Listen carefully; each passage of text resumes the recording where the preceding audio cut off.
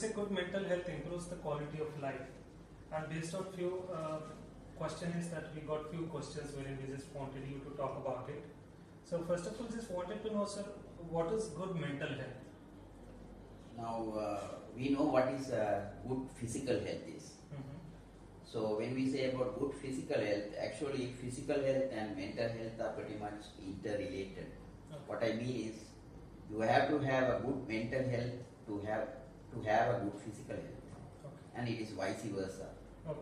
So a good mental health is pretty much decides about not only about your of your well-being, mental well-being. It is also about your physical well-being, emotional well-being.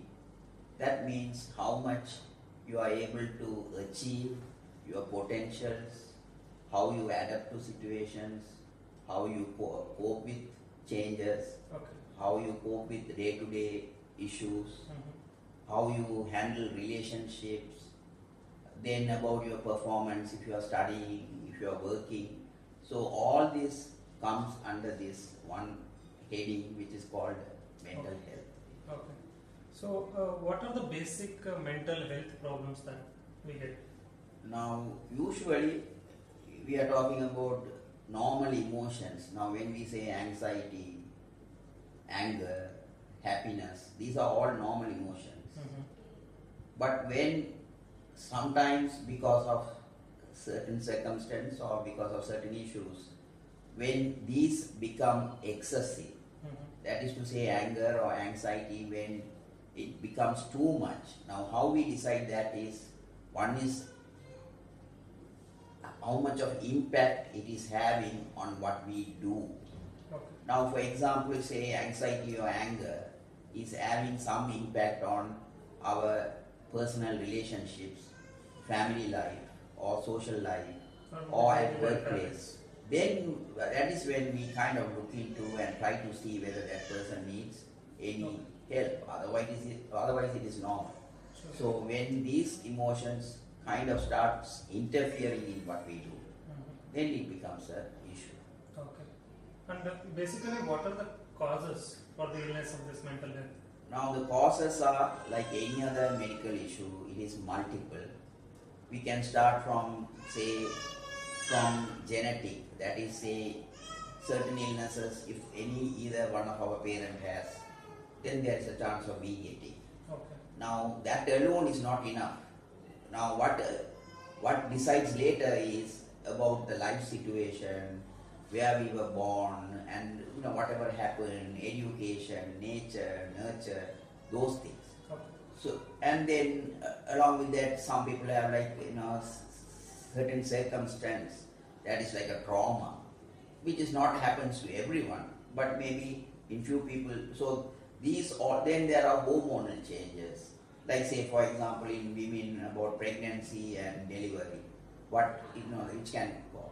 Then there are thyroid issues, hormone issues.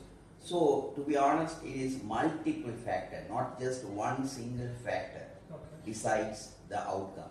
It's about, it can be from family history, but then the environment, nature, nurture, all that kind of put together is what decides who can or who may be affected by it. But the good news is, most of them are treatable.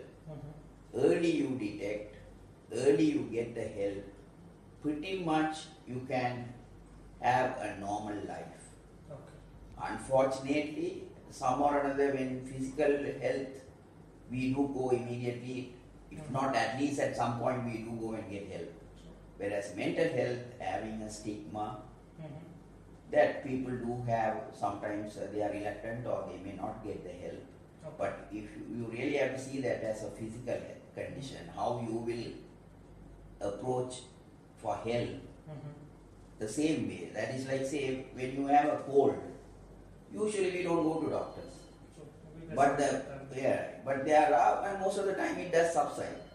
There may be one occasion where the cold kind of then later turns to be either say bronchitis or pneumonia.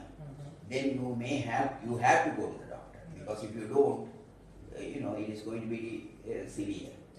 So this is how the mental health issue is to be seen. People do have issues, Not everybody needs help, but when they need the help, it is better to get the help because otherwise it will have severe impact on a person's life. One last And question. it can affect, eventually it will affect the physical life. For example, if anybody who is feeling down, they are not going to take care of themselves. That's true. Also it may affect their sleeping or eating, or so there is so many ways. Now people who have like blood pressure or sugar, during these times their blood pressure and sugar are very difficult to control. Well, sir, I just have one last question. How important is a psychiatric consultation is for a person? I mean, in which situations that they have to come here, on what mode? Now I think unfortunately, say in Asian countries maybe, in Western countries, mental health is treated as physical health. What I mean by that is, people do go and get a physical exam almost every year, regardless, True. because it is about preventive medicine, not after you go and see. Exactly. So now they do have access Mhm. for a mental health checkup. So you have to see is they are treating it as both same. How you go and see a doctor and you get a checkup, Mhm. you can get a checkup for your mental health. That is the best way to do. So it goes to show how important it is. So as I said, at least if not when you need the help, or say when somebody recommends or suggests, I think then it will be, usually the medical doctors itself may suggest True. and send you. Exactly. But when somebody, or maybe some counselor or some workplace or somebody who knows about it, Mhm. but when somebody advises or recommends, I think you should give that same importance as when somebody says about your physical health. And then, that way, because most of them are treatable and, you can live like a normal life. Yes. Sir, thank you so much for your time. I'm sure that this information is going to help our viewers also. Thank you so much. Thank you. Thanks.